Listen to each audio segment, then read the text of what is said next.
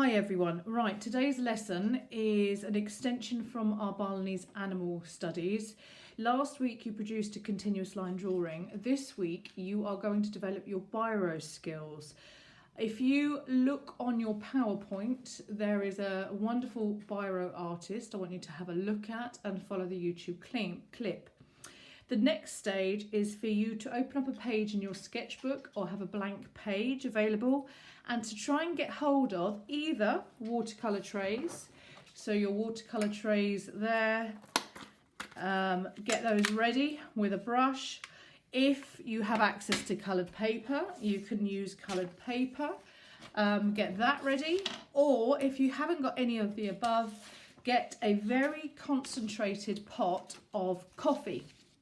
Then I'd like you to choose another animal that is associated with your character possibly, or you would like to have on your mask that would create an interesting element for your Balinese mask design.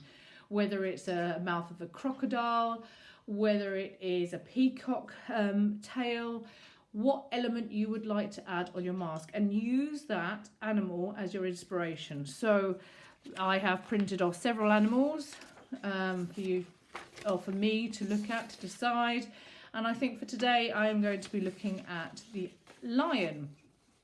Now, once I've chosen my image of the lion, I am now going to create a ground. I don't want to work directly onto white paper. At times white paper can be a bit intimidating, so by adding a ground it sort of takes away that fear factor. Now I could get my glue and get my paper, and I could simply tear some interesting shapes and think about where I'm going to place them and create almost a patchwork effect. Not too dominant because you are going to work on top. I might simply say, okay, these are the two shapes, I'm quite happy with that, I've got an interesting ground, and I end up sticking them down. If you do stick them down, I will recommend that you stick them down thoroughly. No curled up edges, because when you are working it will make it too hard and it potentially would tear the paper. Now for today's purpose of today's lesson, the purpose of today's lesson should I say, is I'm going to look at working on top of different grounds. Now I've got an example of a coffee ground here, where I have simply got a watered down coffee and a big brush, and I've done a big wash on my piece of paper, and then I wanted just to change and mix it up a little bit, so I added even more coffee granules, made it even more concentrated, and added additional element. Why today's lesson I'm going to be working on watercolour. Now this watercolour, again I used a big brush and I just kept two warm colours. So I've got my base all ready, okay, it's broken up, an interesting shape, and I've got my image of my lion. So now all I am going to do is I'm going to try and draw this to the best of my ability. Now you do not have to go straight in with a biro with this. You can carefully just sketch it out with a pencil first.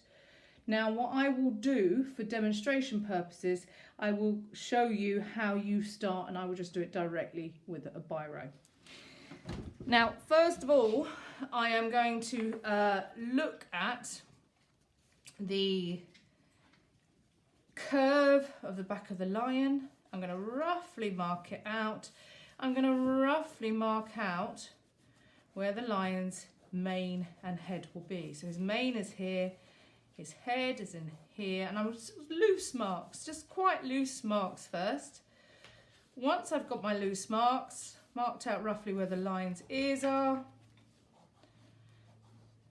and then his other leg is coming from there's one paw emerging out the dark mane, and then I've got another paw here coming again out of the dark mane.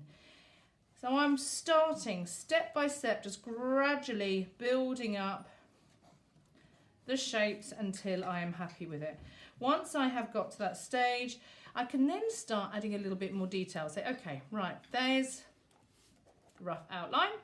Let me now look at the lion's face. So if this is the shape of his face, it goes in quite narrow. There's quite a pointed, sharp area here. Starts off quite broad and gets in finer and finer where the nose sticks out.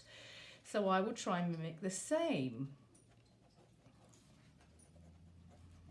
So here I am, just starting to just again mark out where the mouth is. And it's a bit like sort of connect the dots. Once you've got one line right and you're happy with it, you will start adding all the other sections. So roughly marking out where the nose is, coming up, following up the line all the way towards where the eye is.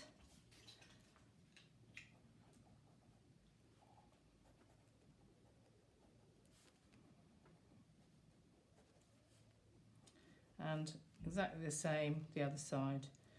Now what I'm doing, which you cannot see, is my eyes are constantly flitting back and forth to make sure that the shape of the lion is roughly accurate, that I'm not making it up, that I'm not guessing where I think it is. It is roughly accurate as I can make it. Once I am happy with that, I can then start adding the information, and the detail comes when you use Biro. You can't smudge like with a pencil. What you have to do is focus on directional lines. So the mane is quite an easy one to start with. I'm slowly bringing out my lines. They're not dead straight, line manes aren't, and I'm cross hatching. So my lines consist of directional cross hatching marks. So they are moving away from the face, and if you can have a look, it's very dark and intense around where the mouth sticks out with his white mane. So I mark out where the white mane is. But it's very dark as it pulls away. So I am just reworking and I'm building it up. When you do your Biro drawings, it's a case of building up your work, building up layers and layers and layers. Now what I will try and do is, now I'm starting, you and your task is to work on your own version, to develop and draw your own Biro drawing in the style of the artist I posted on the PowerPoint. If you have any questions or if you're stuck, please just message me and I look forward to seeing the results. This will take you 2 weeks at least to do, and as I say, if you are struggling, I'm more than happy to help you.